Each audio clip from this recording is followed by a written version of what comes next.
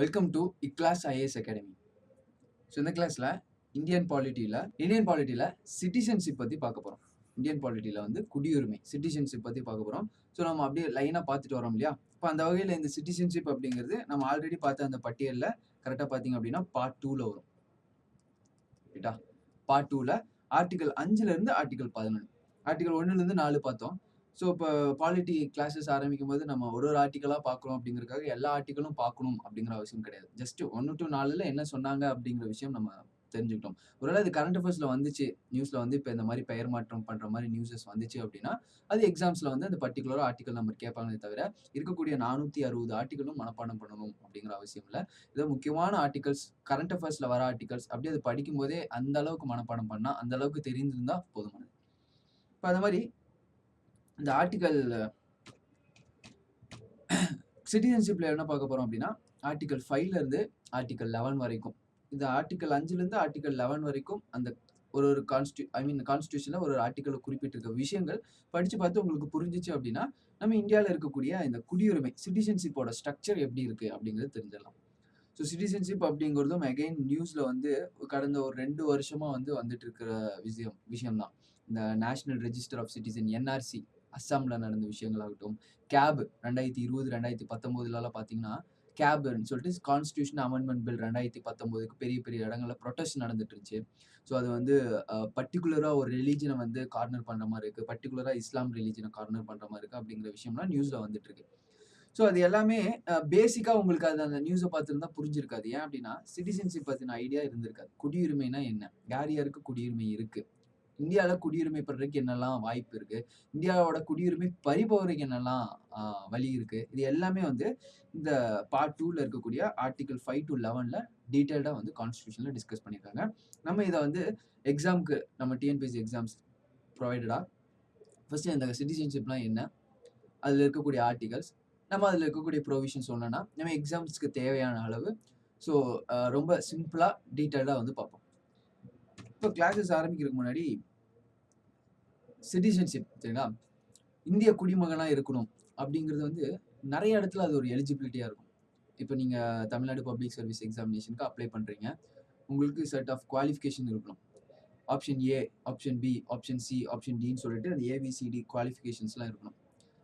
அதில் first qualification maximum இந்த மாதிரி எக்ஸாம்ஸ்க்காகட்டும், இல்லை நீங்கள் ஒரு எம்பி ஆகணும், எம்எல்ஏ ஆகணும், அதுக்கு ஒரு குவாலிஃபிகேஷன் ஆகட்டும், மேக்ஸிமம் இந்தியாவுக்குள்ள ஒரு பெரிய கவர்மெண்ட் போஸ்ட்டில் இருக்கக்கூடிய எல்லாத்துக்குமே ஒரு குவாலிஃபிகேஷன்ஸ் என்ன அப்படின்னா அரசு சார்ந்ததுக்கு இந்தியன் சிட்டிசனாக இருக்கணும். இல்லையா? நீங்கள் வந்து ஒரு இந்தியன் சிட்டிசனாக இருக்கணும் அப்படிங்கிறது ஒரு குவாலிஃபிகேஷன். ஆனால் இந்தியாவோட குடிமகனாக இருக்கணும். இப்போ இந்தியாவோட குடிமகனாக இருக்கிறதுக்கு என்னெல்லாம் விஷயங்கள், யாரெல்லாம் இந்தியாவோட குடிமகனாக இருக்க முடியும் சரிங்களா, அது எல்லாத்தையுமே வந்து இந்த சிட்டிசன்ஷிப் கீழே பார்க்கலாம். ஸோ ஜஸ்ட் இந்தியாவில் பிறந்தா மட்டும் இந்தியாவோட குடிமகனாக இருக்க முடியாது. இந்தியாவில் பிறக்காம வேற ஒரு நாட்டில் பிறந்தவனு கூட இங்கே வந்து குடிமகன் ஆகலாம், அதுக்கும் வாய்ப்பு இருக்கு. ஸோ இந்திய குடிமகன் வெளிய நாடுகளில் எங்கேயாவது பிறந்துட்டான் அப்படின்னா அவன் எப்படி இந்தியன் குடிமகன் ஆகுது, எல்லாத்தோட ப்ரொவிஷன்ஸும் டீட்டெயிலாக வந்து இதில் வந்து குறிப்பிட்டிருக்காங்க. ஸோ நம்ம அதை பற்றி லைனாக பார்க்க போகிறோம். அதே மாதிரி இது என்ஆர்சியில் நடந்த அஸ்ஸாம் சரிங்களா, அஸ்ஸாமில் நடந்த இந்த நேஷனல் ரெஜிஸ்டர் ஆஃப் சிட்டிசன்ஸ் அங்கே ஒரு பெரிய இஷ்யூ ஆச்சு. கிட்டத்தட்ட 20 லட்சத்துக்கு மேலே பார்த்தீங்க அப்படின்னா அங்கே இருக்கக்கூடிய அஸ்ஸாமில் இருக்கக்கூடிய மக்கள் வந்து நீங்கள் இந்தியர்கள் இல்லை அப்படின்னு சொல்லி புறக்கணிக்கப்பட்டாங்க சரிங்களா. உங்களை வந்து இந்தியராக ஏற்றுக்க முடியாதுன்னு சொல்லிட்டு அவங்க குடியுரிமையை ரத்து செய்யப்பட்டுச்சு. சிட்டிசனாக இல்லை அப்படின்னா அவங்களுக்கு நிறைய உரிமைகள் இங்கே இல்லை.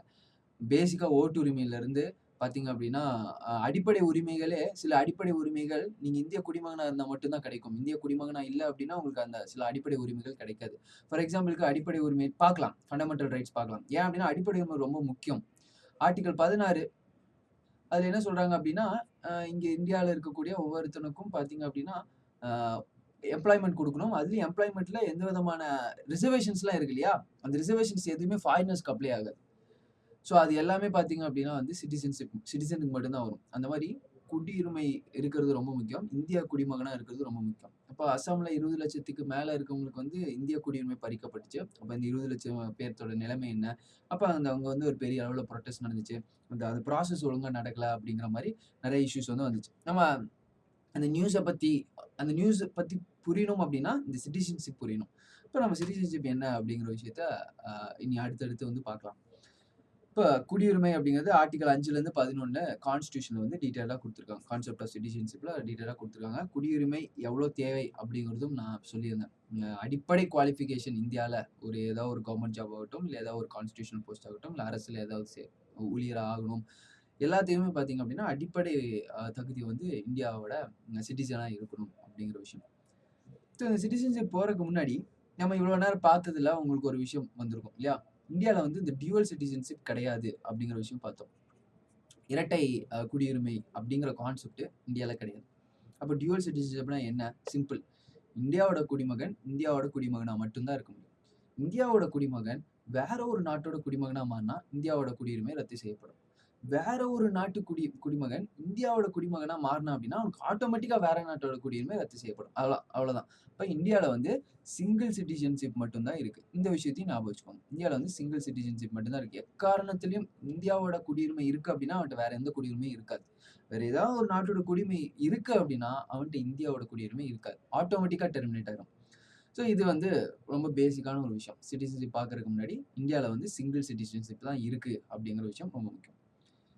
இப்போ அடுத்ததா சிட்டிசன்ஷிப் அப்படிங்கிறது, இந்த குடியுரிமை அப்படிங்கிறது எதை சொல்லுது அப்படின்னா, இண்டிவிஜுவல் ஒரு தனி நபருக்கும் ஸ்டேட்டுக்கும் உண்டான ரிலேஷன்ஷிப்பை இந்த சிட்டிசன்ஷிப் வந்து சிக்னிஃபை பண்ணுது. ஸோ ஸ்டேட்ல இருந்து சில பெனிஃபிட்ஸ் வாங்கணும் அப்படின்னா இந்தியன் சிட்டிசனாக இருக்கும். ஸ்டேட்ல கவர்மெண்ட்ல நீங்க வேலை செய்யணும், உங்களோட சர்வீஸை கொடுக்கணும் அப்படின்னா நீங்க இந்தியன் சிட்டிசனாக இருக்கணும். இந்தியாவோட மிலிட்ரி, டிஃபென்ஸ், இந்த மாதிரி எம்பி, எம்எல்ஏ, இந்த மாதிரி டெசிஷன் மேக்கிங் பாடி, ஹையஸ்ட் அத்தாரிட்டி, சாதாரண ஒரு கிளர்க்கு, கவர்மெண்ட்ல எல்லாத்துக்குமே என்ன மினிமம் குவாலிஃபிகேஷன்? நீங்க வந்து ஒரு இந்தியரா இருக்கணும், இந்தியாவோட குடியுரிமை இருக்கணும். இப்போ இதுல இருந்து என்ன தெரியுது அப்படின்னா,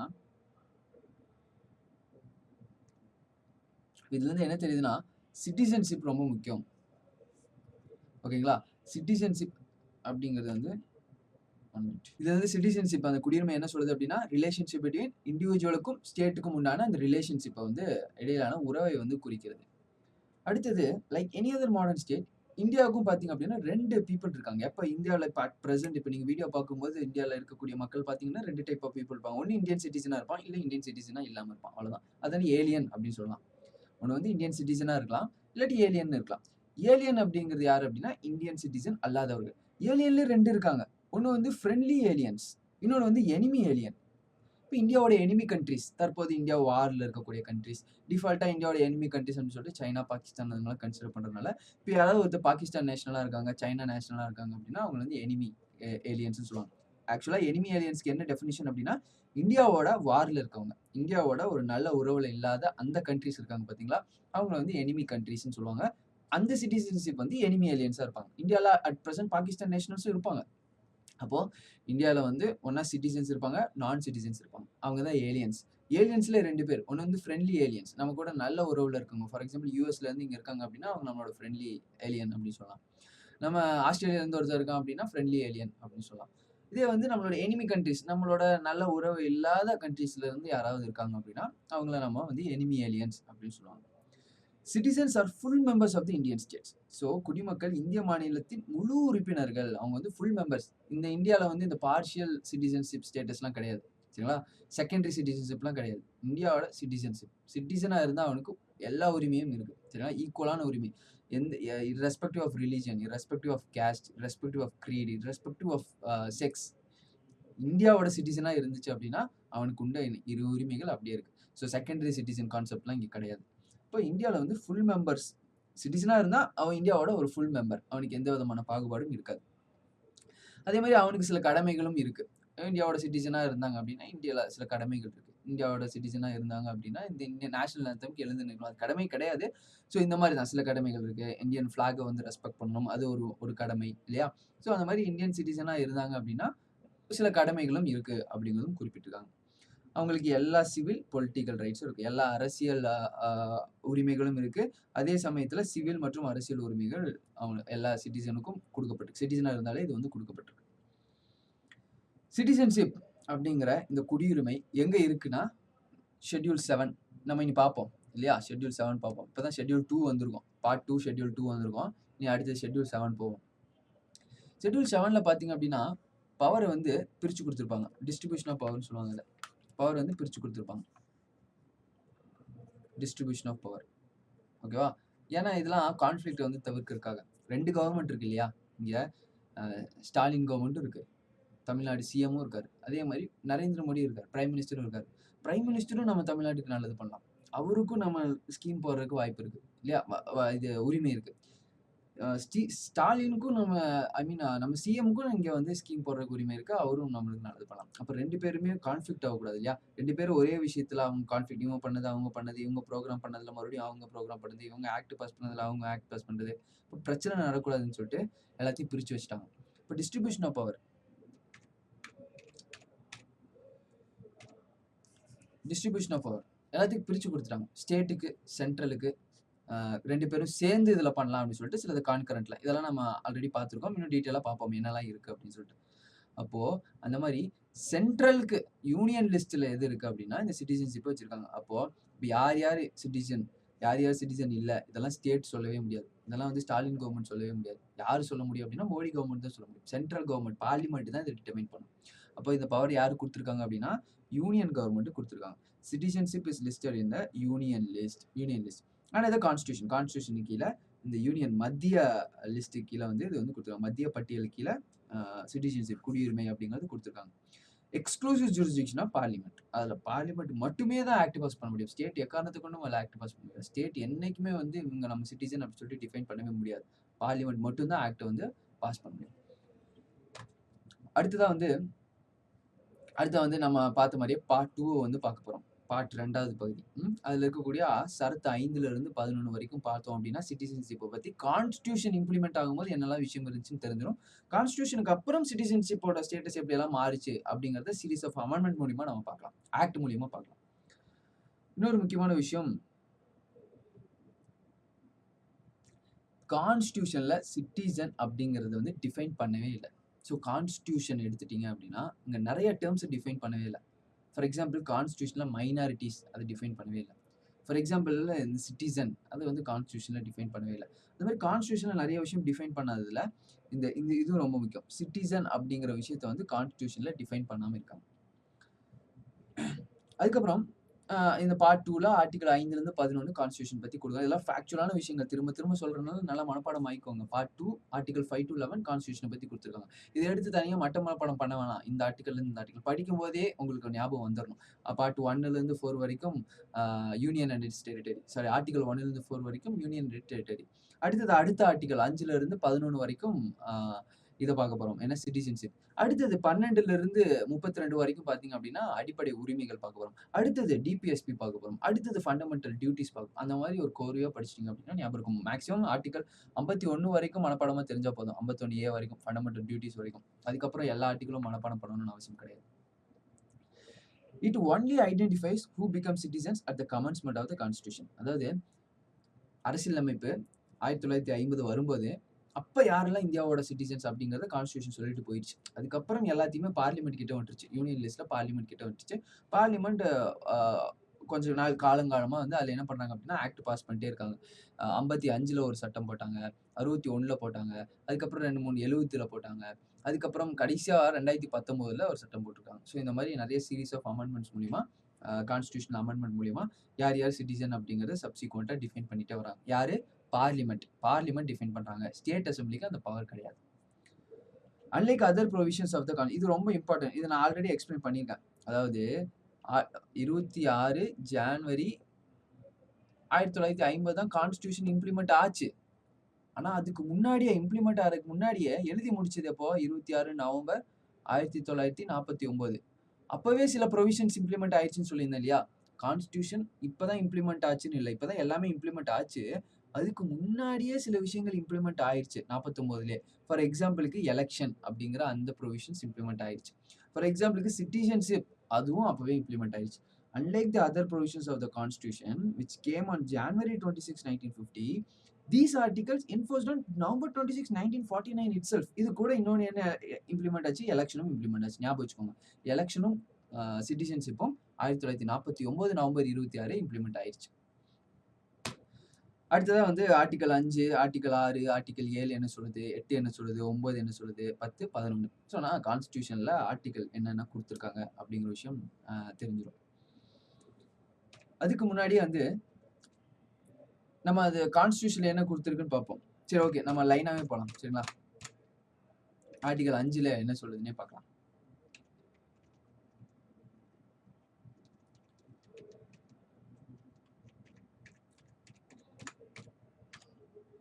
ஸோ இப்போ வந்து ஆர்டிகல் 5 பார்க்க போறோம். இதுல இன்னொரு என்ன தெளிவாயிக்கணும் அப்படின்னா, ஆர்டிகல் 5, ஆர்டிகல் 6, ஆர்டிகல் 11 வரைக்கும் ஆர்டிகல் 11 வரைக்கும் பார்க்க போறதுல கான்ஸ்டியூஷன் வரும்போது கமெண்ட்ஸ் ஆகும்போது யார் யார் இந்தியாவோட குடிமகன் அப்படிங்கறது டிஃபைன் பண்ணியிருக்காங்க. ஸோ நம்ம அதை தான் பார்க்க போறோம்.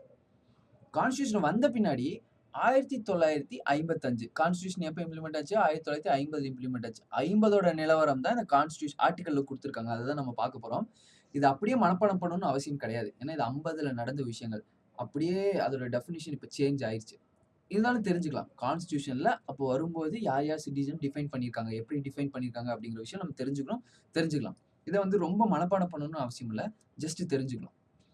1955ல ஒரு சட்டம் போட்டாங்க. கான்ஸ்டியூஷன் சிட்டிசன்ஷிப் ஆக்ட்னு சொல்லிட்டு ஒரு குடியுரிமை சட்டம் சொல்லிட்டு ஒரு சட்டம் போட்டாங்க.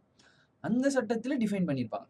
எப்படி இந்தியாவுக்கு இனி வருங்காலத்துல ஒருத்தன் எப்படி இந்தியாவோட குடிமகன் ஆக முடியும், இந்தியாவோட குடிமகனா இருக்கு என்னென்ன வழிகள் இருக்கு, இந்தியாவோட குடிமகனா நீக்கிறதுக்கு என்னெல்லாம் வழிகள் இருக்கு அப்படிங்கிறத 1955ல சொல்லியிருக்காங்க. அதுக்கப்புறம் நிறைய காலத்துல அதை அமெண்டும் பண்ணியிருக்காங்க, திருத்தமும் பண்ணியிருக்காங்க. இதான் கான்செப்ட். மறுபடியும் திருப்பி சொல்றேன், நல்லா புரிஞ்சுக்கோங்க. கான்ஸ்டியூஷன் இம்ப்ளிமெண்ட் ஆகும்போது 1950ல இம்ப்ளிமெண்ட் ஆகும்போது யார் யாரெல்லாம் இந்தியாவோட குடிமகனா இருக்க முடியும், இருக்கிறாங்க அப்படிங்கிறத இந்த ஆர்டிகல்ல சொல்லிட்டு இருக்காங்க. அதை நம்ம பார்க்க போறோம். சொன்னது இப்ப தற்காலிகமா இப்ப பாத்தீங்க அப்படின்னா நிறைய மாறிடுச்சு. ஏன்னா நிறைய ஆக்ட் மூலியமா நிறைய திருத்தம் பண்ணிட்டாங்க. இப்ப இருக்க டெஃபினிஷனும் அப்ப இருக்க டெஃபினிஷனும் மாறிடுச்சு. இருந்தாலும் அப்ப இருக்க டெஃபினிஷன் நம்ம தெரிஞ்சுக்கணும். ஏன்னா கான்ஸ்டியூஷன் இம்ப்ளிமெண்ட் ஆகும்போது எப்படி இருந்துச்சு அப்படின்னு தெரிஞ்சுக்கணும். அதுதான் இப்ப நம்ம பார்க்க போறோம். இத மனப்பாடம் பண்ண வேண்டியதில்ல. இது ரொம்ப இருக்கக்கூடிய நிறைய டேட்ஸ் எல்லாம் வந்து ஞாபகம் வைக்கணும்னு அவசியம் இல்ல. ஜஸ்ட் தெரிஞ்சுக்கோங்க அப்படின்னு. ஃபர்ஸ்ட் பார்க்கலாம். ஆர்டிகல் 5 சரத் 5ல குறிப்பிட்டிருக்க ஒரு இதா பார்ப்போம். ஒரு ப்ரொவிஷன்ஸா பார்ப்போம். அப்ப உங்களுக்கு புரிஞ்சுக்கிட்டே வரும். ஆர்டிகல் 5 கான்ஸ்டியூஷன் புத்தகத்தை எடுத்து பார்த்தீங்க அப்படின்னா இப்படிதான் இருக்கும். முதல்ல இது அரசியலமைப்பின் தொடக்கத்தில் குடியுரிமைக்காக வழங்கப்பட்டது. Citizenship at the commencement of the constitution ஆரம்பத்திலே சொல்லிடுறாங்க. ஆர்டிகல் 5 மற்ற ஆர்டிகல்ஸ் எல்லாமே வந்து கான்ஸ்டியூஷன் தொடக்கத்தப்போ கொடுக்கப்பட்ட ப்ரொவிஷன்ஸ். சரிங்களா? இப்போ இதை பார்த்துக்கோங்க. அதுக்கப்புறம் இதோட பவர் பார்லிமெண்ட் கொடுக்கப்பட்டுருச்சு. பார்லிமெண்ட் அதை வருங்காலத்தில் நிறைய டைம் அமெண்ட் பண்ணாங்க அப்படிங்கிறது முன்னாடியே சொல்லிடுறாங்க. All these domiciled and born in India were given citizens. Simple. Article 5ல சிம்பிளா ஒரு ப்ரொவிஷன் கொடுத்தாங்க. இந்தியாவில் குடியேறி மற்றும் இந்தியாவில் பிறந்த எல்லாத்துக்குமே குடியுரிமை கொடுக்கப்பட்டு 1950 நிலவரம் படி 1950ல இந்தியாவில் பிறந்திருந்தாலும் சரி, இந்தியாவில் மைக்ரேட் ஆகி அங்கே இருந்தாலும் சரி, அவங்க எல்லாத்துக்கும் குடியுரிமை வழங்கப்பட்டுருச்சு. சிம்பிளா. Even those who were domiciled, even though இந்தியாவில் டொமிசைல்ட் அப்படின்னா இந்தியாவில் இருக்காங்க, இந்தியாவில் தங்கி இருக்காங்க அப்படின்னா, ஓகேங்களா? இந்தியாவில் குடியேறி இருந்தாங்க. பட் இந்தியாவில் பிறக்கலன்னாலும் பரவாயில்ல. இந்தியாவில் இருக்காங்க, இந்தியாவில் வந்து குடியேறி இருக்காங்க, இந்தியாவில் மைக்ரேட் ஆயிருக்காங்க ஒருத்தன். ஆனால் இந்தியாவில் பிறக்கல. எங்கே பிறந்திருக்காங்க? Either of whose parents were born in India were considered citizen.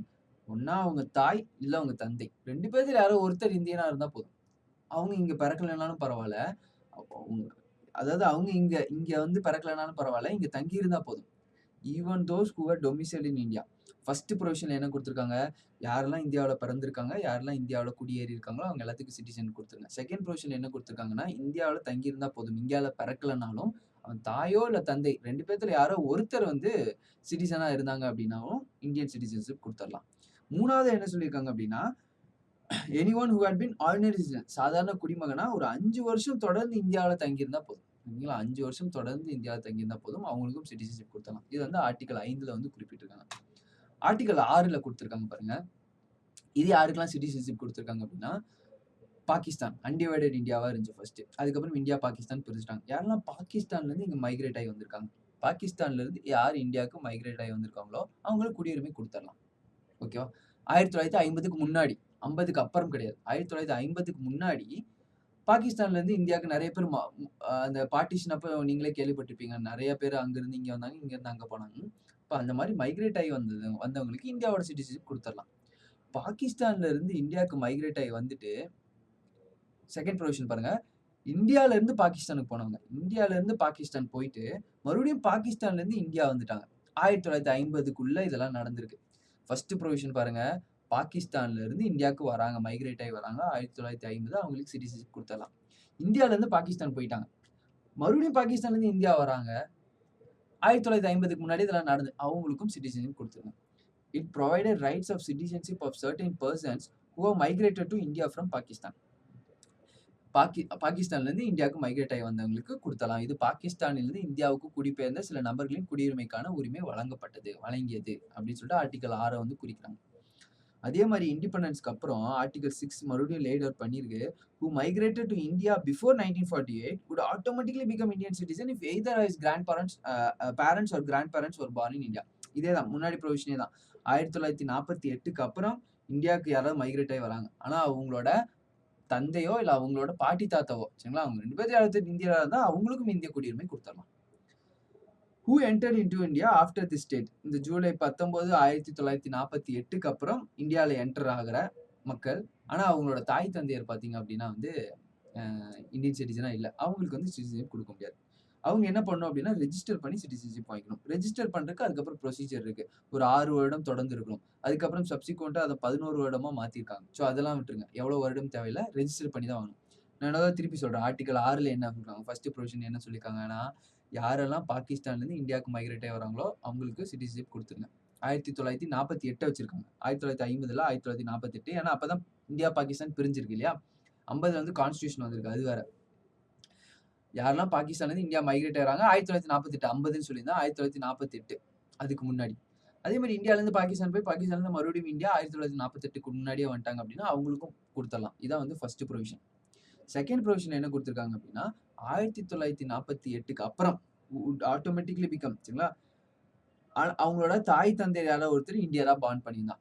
அப்படி 1948க்கு அப்புறம் வந்தவங்க 1948க்கு வந்தவங்க அவங்க தாயும் தந்தையர் யாருமே இந்தியாவோட ஒரிஜினா இல்ல அப்படின்னா அவங்க ரெஜிஸ்டர் பண்ணி தான் சிட்டிசன்ஷிப் வாங்கிக்கணும். இவ்வளவுதான் சிம்பிள். இது எல்லாத்தையுமே வந்து ரொம்ப கன்ஃபியூசிங்கா இருக்கும் டேட் எல்லாம். நான் என்ன சொல்றேன்னா இதுல அப்ப இருந்த காலகட்டத்துல இருந்தது. ரொம்ப மனப்பாடம் பண்ண வேணாம். ஆனா ஒரு ப்ரொவிஷன்ஸ் என்ன சொல்றாங்க அப்படிங்கிற விஷயம் வந்து தெரிஞ்சுக்கணும் கண்டிப்பா. அடுத்ததா வந்து ஆர்டிகல் 7. இந்த ஆர்டிகல்ல சொல்றாங்க பாருங்க. provided rights of citizenship of certain migrants to Pakistan. இது நான் அந்த போன ஆர்டிகல்ல சொன்ன மாதிரி தான். இந்தியால இருந்து பாகிஸ்தான் போயிட்டு மறுபடியும் பாகிஸ்தான்ல இருந்து இந்தியாவுக்கு வராங்க பாத்தீங்களா, அவங்களுக்கு சிட்டிசன்ஷிப் கொடுத்துடலாம். அவங்களுக்கு சிட்டிசன்ஷிப் கொடுத்துடலாம் அந்த குறிப்பிட்ட டைமுக்கு முன்னாடி 1948 47க்கு முன்னாடி. those who had migrated to Pakistan 1947க்கு அப்புறம் பாகிஸ்தானுக்கு போயிட்டு ஆனா மறுபடியும் திரும்பி வந்துட்டாங்க. But subsequently returned included with the citizenship. அதேதான் போன ஆர்டிகல்ல சரத்துல சொன்ன அந்த செகண்ட் ப்ரொவிஷனை இதுல டிஃபைன் பண்ணிருக்காங்க. இந்த செகண்ட் ப்ரொவிஷனை இதுல அழகா டிஃபைன் பண்ணிருக்காங்க. அப்ப புரிஞ்சது இல்லையா? ஆர்டிகல் 5 ஆர்டிகல் 6 ஆர்டிகல் 5 என்ன சொல்லுச்சுன்னு தனியாலாம் கேட்க மாட்டாங்க. 6 என்ன சொல்லுச்சுன்னா இந்தியன் கான்ஸ்டிடியூஷன் இம்ப்ளிமெண்ட் ஆகும்போது யாரெல்லாம் சிட்டிசன்ஷிப் ஆனாங்க அப்படிங்கிறத கேட்பாங்க. அது நம்ம லாஸ்டா ஒரு தடவை எல்லாத்தையும் கன்சைஸா பார்க்கலாம். இதுக்கு வந்து நான் சொன்னேன் இல்லையா ரெஜிஸ்டர் ஆகணும் அப்படிங்கிறதுக்கு வந்து அட்லீஸ்ட் ஒரு 6 மந்த் வந்து இந்தியால வந்து கண்டிப்பா தங்கி இருக்கணும். ரெஜிஸ்ட்ரேஷன் பண்றதுக்கு வந்து இந்த ப்ரொவிஷனுக்கு வந்து நீடட் டு ரெஜிஸ்டர் தெம்செல்வ்க்கு வந்து கண்டிப்பா ஒரு 6 மாசம் தொடர்ந்து இந்தியால வந்து தங்கி இருக்கணும் அப்படிங்கிற ஒரு டேர்ம்ஸ் கொடுத்துருக்காங்க. ரொம்ப கன்ஃபியூஸ்டா இருந்துச்சு அப்படின்னா ஜஸ்ட் என்னன்னு தெரிஞ்சுக்கோங்க போதும். ரொம்ப மனப்பாடம் பண்ணணுங்கிற அவசியம் கிடையாது. நான் இன்னொரு திருப்பி சொல்றேன். அடுத்தது ஆர்டிகல் 8 சரத்து 8. ப்ரொவைடட் ரைட்ஸ் இது எப்போ சிட்டிசன்ஷிப் ரைட்ஸ் கொடுக்கும் அப்படின்னா persons of Indian origin residing outside India. Indian origin அப்படின்னா இந்தியன் ஆரிஜினா நல்லா தெரிஞ்சுக்கோங்க. அவங்களோட தாய் இல்ல தந்தையர் யாரோ ஒருத்தவங்க வந்து இந்தியனா இருந்தாங்க அப்படின்னா அவங்களுக்கு இந்தியன் ஆரிஜின் கொடுத்துருவாங்க. அவங்க கிராண்ட் பேரண்ட்ஸும் ஒரு 3 ஜென்ரேஷன் 2 ஜென்ரேஷன் சரிங்களா, அவன் இல்லாட்டி அவங்க தாய் தந்தையர் இல்லாட்டி அவங்க தாத்தா பாட்டி, அப்போ இந்த 3 ஜென்ரேஷன்ல யாரோ ஒருத்தங்க இந்தியனா இருந்தாங்க அப்படின்னா அவனை இந்தியன் ஒரிஜின் சொல்லிடலாம். இந்தியன் ஒரிஜின் இந்தியாவோட வெளியில எங்கேயாவது பிறந்தாங்க அப்படின்னா அவங்களுக்கும் சிட்டிசன்ஷிப் கொடுத்துடலாம். இப்போவும் அந்த மாதிரி தான். இப்போ நீங்க இருக்கீங்க, நீங்க வந்து வெளியே போயிட்டு செட்டில் ஆயிட்டீங்க. இப்போ ஒருத்தர் இருக்காரு, அவர் இந்தியன் சிட்டிசன் வந்து வெளியே போறாரு, அமெரிக்காவுக்கு போறாரு, அமெரிக்கால செட்டில் ஆயிடுறாரு சரிங்களா. அமெரிக்கா செட்டில் ஆகி அமெரிக்கால சிட்டிசன்ஷிப் வாங்கிடுறாரு. இப்போ அமெரிக்கா சிட்டிசன்ஷிப் வாங்கணும்னு என்ன ஆகும்? இந்தியன் சிட்டிசன்ஷிப் கேன்சல் ஆகும். அப்போ ஒருத்தனுக்கு இங்க இருந்து அமெரிக்கா போய் செட்டில் ஆயிட்டான், அமெரிக்காவோட சிட்டிசன்ஷிப் வாங்கிட்டான், இந்தியாவோட சிட்டிசன்ஷிப் கேன்சல் ஆயிடும். அவனுக்கு ஒரு பையன் பொண்ணோ பையனோ பிறக்குது. அந்த பொண்ணோ பையனோ இருக்கு பாத்தீங்களா, அவங்க இந்தியன் ஆரிஜின் சொல்லிக்கலாம். அவங்க வந்து இந்தியன் ஆரிஜின் தான். கரெக்ட் தானே? ஏன்னா அவங்க அப்பா வந்து இந்தியனா தானே இருந்திருக்காரு. Indian origin. அவங்க அப்பா இல்ல, அவங்க தாத்தா இந்தியனா இருந்தா கூட போதும். அப்ப அவங்க இந்தியன் ஆரிஜின் சொல்லிடலாம். அந்த மாதிரி இந்தியன் ஆரிஜினா இருந்தாங்க அப்படின்னா இந்தியால ரெஜிஸ்டர் பண்ணி சிட்டிசன் ஆயிக்கலாம். ரெஜிஸ்டர் பண்ணி சிட்டிசன் ஆயிக்கலாம். இந்தியனே இல்ல ஒரு ஃபாரினர் இருக்கான், அவன் இந்தியன் சிட்டிசன் ஆகணும்னா அவனும் ரெஜிஸ்டர் பண்ணி சிட்டிசன் ஆயிக்கலாம். ஆனா இந்த ரெஜிஸ்டருக்கும் இவன் சாதாரணமா ஒருத்தர் ரெஜிஸ்டரா இருக்கும், காலம் மட்டும் வேற. அவ்வளவுதான். சிம்பிளா புரிஞ்சா? இப்ப இப்ப ஆர்டிகிள் 8ல என்ன குறிப்பிட்டிருக்காங்க பாருங்க. ஆர்டிகிள் 8ல என்ன சொல்லியிருக்காங்கன்னா, இந்தியன் ஆரிஜின்னா என்னன்னு சொல்லிட்டேன். அவனோட வழியில, வம்சாவழியில யாராவது ஒருத்தர் இந்தியரா இருப்பாங்க. இந்தியாவுக்கு வெளியில ஸ்டே பண்ணியிருக்காங்க அப்படின்னா, தாராளமா இந்தியன் சிட்டிசன் ஆயிக்கலாம். ரெஜிஸ்டர் பண்ணி, பதிவு பண்ணி இந்தியன் சிட்டிசன் ஆயிக்கலாம். அத வந்து குறிப்பிட்டிருக்காங்க. So any person of Indian origin residing outside India, who are either of whose parents are grandparents was born in India. அவங்க வந்து இந்தியால பொறந்து இந்தியன் சிட்டிசன் ஆயிருக்கணும். அதையும் சொல்லிருக்காங்க. Was born in India could register himself or herself as Indian citizen with Indian diplomatic mission. அங்க இருக்கக்கூடிய ஆஃபீஸ்ல ரெஜிஸ்டர் ஆஃபீஸ்ல போயிட்டு அவங்க அந்த அந்த டிப்ளமேட்டிக் மிஷன் ரெஜிஸ்டர் ஆஃபீஸ் இருக்கு இல்லையா, அங்க போயிட்டு ரெஜிஸ்டர் பண்ணிக்க வேண்டியதுதான். அப்படின்னு ஆர்டிகல் 8ல சிட்டிசன்ஷிப்பை இந்த மாதிரி டிஃபைன் பண்ணியிருக்காங்க. ஆர்டிகல் 9ல என்ன சொல்லியிருக்காங்க பாருங்களேன். Provided that if any person voluntarily acquired citizenship of a foreign state will no longer be a citizen of India. எந்த ஒரு நபரும் ஒரு வெளிநாட்டு மாநிலத்தின் இல்ல வெளிநாட்டோட குடியுரிமையை தானாக முன்வந்து பெற்றால் இனி இந்தியாவின் குடிமகனாக இருக்க மாட்டான். சிம்பிளா சொல்லியிருக்காங்க இல்லையா? இது நான் ஆல்ரெடி சொன்னதான். எங்கேயாவது போயிட்டு வேற ஒரு பிரான்ஸோட சிட்டிசன்ஷிப் நீங்க வாங்கிட்டீங்க அப்படின்னா ஆட்டோமேட்டிக்கா இந்தியாவோட சிட்டிசனா இருக்க மாட்டீங்க. ஆர்டிகல் 9லயே இதை சொல்லிட்டாங்க. ஆர்டிகல் 10ல என்ன சொல்லியிருக்காங்க பாருங்களேன். It says that every person who is or is deemed to be a citizen of India under any of the foregoing provision of part shall subject to provision of any law that may be made by parliament continue to such presidents. சிம்பிளா என்ன சொல்லியிருக்காங்க அப்படின்னா, Indian citizen யாரா இருந்தாலும் இந்தியாவோட இருக்கக்கூடிய parliament போடுற lock வந்து அபைடா இருக்கணும். அது வந்து அது ஒபே பண்ணும் அப்படிங்கறத ஆர்டிகல் 10ல கொடுக்காங்க. இந்தியன் சிட்டிசன் யாரா இருந்தாலும், அவன் எப்படியா இருந்தாலும் நேச்சுரலா சிட்டிசன் ஆனாலும் சரி, ரெஜிஸ்டர் பண்ணி சிட்டிசன் ஆனாலும் சரி, எப்படி சிட்டிசன் ஆனாலும் இந்தியால பார்லிமெண்ட் போடுற லாக்கு வந்து அபைடா இருக்கணும் அப்படிங்கறத ஆர்டிகல் 10ல குறிப்பிட்டிருக்காங்க. ஆர்டிகல் 11 லாஸ்டா என்ன சொல்லியிருக்காங்க அப்படின்னா, இந்தியாவோட இந்த இந்த சிட்டிசன்ஷிப் தொடர்பான எல்லா விஷயத்தையும் பார்லிமெண்ட் தான் லா மேக் பண்ணும். இட் எம்பவர்ஸ் பார்லிமெண்ட் பவர் கொடுக்குறாங்க டு மேக் எனி ப்ரொவிஷன், என்ன வேணா லா பண்ணிக்கோங்க with respect to acquisition, termination of citizenship and all matters relating. ஒருத்தனுக்கு சிட்டிசன் கொடுக்கணுமா, ஒருத்தன் சிட்டிசன் பறிக்கணுமா, அவனுக்கு எப்படி சிட்டிசன்ஷிப் கொடுக்கணும், எல்லாத்தையுமே இதுக்கு மேல பார்லிமெண்ட் நீங்க முடிவு பண்ணிக்கோங்க அப்படின்னு சொல்லிட்டு பார்லிமெண்ட்டுக்கு பவர் கொடுக்குது கான்ஸ்டியூஷன். ஸோ இதான் வந்து ஆர்டிகல் 5, 6, 7, 8, 9, 10, 11. ஸோ திரும்பி லாங் ஸ்டோரி ஷார்ட்டாக சொல்லணும் அப்படின்னா, இந்தியாவோட சிட்டிசன்ஷிப் ரொம்ப முக்கியம். இந்தியாவோட குடியுரிமை அப்படிங்கிறது 1950ல் கான்ஸ்டியூஷன் வரும்போது இந்தியாவோட குடிமகன் யாரு அப்படிங்கிறத கான்ஸ்டியூஷன் சொல்லிட்டு போயிடுச்சு. அதுக்கப்புறம் கான்ஸ்டியூஷன் என்ன பண்ணுச்சு அப்படின்னா, இதுக்கு மேல இந்தியாவோட குடியுரிமை யாருக்கு கொடுக்கணும், யாருக்கு எடுக்கணும், என்ன ஒரு ப்ரொசீஜர் எல்லாத்தையுமே பார்லிமெண்ட் முடிவு பண்ணும். அதனால தான் சிட்டிசன்ஷிப்பை யூனியன் லிஸ்ட்ல வச்சுட்டு போயிட்டாங்க. மத்திய பட்டியலில் விட்டுட்டு போயிட்டாங்க. சிம்பிளா முடிஞ்சா? இப்போ கான்ஸ்டியூஷன்ல article 5, article 6, article 7, article 8, article 9, 10, 11 இது எல்லாத்துலயுமே சிம்பிளா என்ன சொல்லியிருக்காங்க அப்படின்னா, இந்தியா கான்ஸ்டியூஷன் வரும்போது யாரெல்லாம் இந்தியால பிறந்திருக்காங்க, யாரெல்லாம் இந்தியால தங்கியிருக்காங்களோ அவங்களுக்கு சிட்டிசன்ஷிப் கொடுத்துருங்க. அதே மாதிரி பாத்தீங்க அப்படின்னா, இந்த அன்டிவைடட் பாகிஸ்தானும் இந்தியாவும் அப்ப அந்த பார்ட்டிஷன் ஆனோடனே அதையும் தெளிவுபடுத்தியிருக்காங்க. யாரெல்லாம் அங்கிருந்து மைக்ரேட் ஆகி இங்க வந்தாங்களோ அவங்களுக்கு சிட்டிசன்ஷிப் கொடுத்துருங்க 1948க்கு முன்னாடி. அதே மாதிரி 1948க்கு அப்புறம் மைக்ரேட் ஆகி வந்தவங்களோட பூர்வீகம், அவங்க அப்பா அம்மா யாரோ ஒருத்தர் வந்து ஃபாரினரா இந்தியரா இருந்தாங்க அப்படின்னா அவங்களுக்கும் சிட்டிசன்ஷிப் கொடுத்துருங்க. அதுக்கப்புறம் வந்தவன் அப்பா அம்மா சிட்டிசனா இல்லையா, அவனோட ஆரிஜின் சிட்டிசனா இல்ல அப்படின்னா அவன் ரெஜிஸ்டர் பண்ணி சிட்டிசன் வாங்கிக்கிட்டோம் அப்படிங்கிறதும் குறிப்பிட்டிருக்காங்க. ஸோ அதுக்கப்புறம் என்ன கொடுத்துருக்காங்க, அதுக்கப்புறம் வந்து இந்தியன் ஆரிஜின் வந்து வெளிநாட்டுல தங்கியிருந்தாலும் பரவாயில்ல. இந்தியன் ஆரிஜின் யாராவது வெளிநாட்டுல தங்கியிருந்தாலும் பரவாயில்ல. அங்க இருக்கக்கூடிய டிப்ளமேட்டிக் மிஷன்ல போய் ரெஜிஸ்டர் பண்ணி சிட்டிசன்ஷிப் வாங்கிக்குவாங்க. இதெல்லாம் இந்தியன் கான்ஸ்டியூஷன்ல கொடுத்துருக்காங்க. ஏன் அப்படி திரும்ப சொல்றேன் அப்படின்னா, அப்படியே பார்லிமெண்ட் சொன்ன விஷயம் மாறும். அதையும் இதையும் கன்ஃபியூஸ் பண்ணிடக்கூடாது. அதனால இது ரொம்ப முக்கியம் கிடையாது. இந்தியன் கான்ஸ்டியூஷன்ல என்ன சொன்னாங்கிறது முக்கியம் இல்ல. ஆனா பார்லிமெண்ட்ல ஆக்ட் மூலியமா என்ன சொன்னாங்கிறது முக்கியம். அதனால இதையும் தனியா ஞாபகம் வச்சுக்கணும், அதை தனியா ஞாபகம் வச்சுக்கணும். அடுத்ததா வந்து ஈஸி. யாராவது வந்து வாலண்டியராவோ அவங்க சிட்டிசன்ஷிப்பை விட்டுட்டாலோ இல்ல வேற ஒரு சிட்டிசன்ஷிப் வாங்கினாலோ அவங்களுக்கு வந்து குடியுரிமை மறுக்கப்படும் அப்படிங்கிறதையும், 10வதுல பார்லிமெண்ட் சொல்றத கேட்டாகணும். சிட்டிசன்ஷிப் பொறுத்த வரைக்கும் பார்லிமெண்ட் என்ன சொல்றாங்களோ அதை அபைட் பண்ணணும் அப்படிங்கிறதும், 11ல எல்லா பவரும் இனிமேல் பார்லிமெண்ட்டுக்கு தான். அதுக்கு அந்த அந்த அந்த இதையும் வந்து ஆர்டிகல் 11ல வந்து குறிப்பிட்டிருக்காங்க. இதுக்கப்புறம் இது வரைக்கும் கான்ஸ்டியூஷன் சொல்லிச்சு சிட்டிசன்ஷிப்பை. இதுக்கப்புறம் வந்து கான்ஸ்டியூஷனை விட்டுருங்க. இதுக்கப்புறம் வந்து பார்லிமெண்ட் வந்து சிட்டிசன்ஷிப் பத்தி என்ன சொல்றாங்க, அது புரிஞ்சாதான் இந்த என்ஆர்சி பத்தியும் கேப் கான்ஸ்டிடியூஷன் அமெண்ட்மென்ட் பில்ல பத்தியும் உங்களுக்கு புரியும். இதுக்கப்புறம் இந்த இந்த இந்த ஆர்டிகிள்ஸ் எடுத்து பாருங்களேன். என்ஆர்சி ஆர்டிகிள்ஸ் பலது 2019ல நடந்த விஷயத்த எடுத்து பாருங்க புரியும். கேபோட ஆர்டிகிள்ஸ் எடுத்து பாருங்க புரியும். ஏன்னா உங்களுக்கு பேசிக்ஸ் புரிஞ்சுச்சுனா தான் அது புரியும். எந்த ஒரு விஷயத்துக்காக அவங்க பிரச்சனை பண்றாங்க அப்படிங்கிற விஷயம்லாம் புரியும். ஸோ தேங்க் யூ ஃபார் வாட்சிங் கிளாஸ் ஐஏஎஸ் அகாடமி.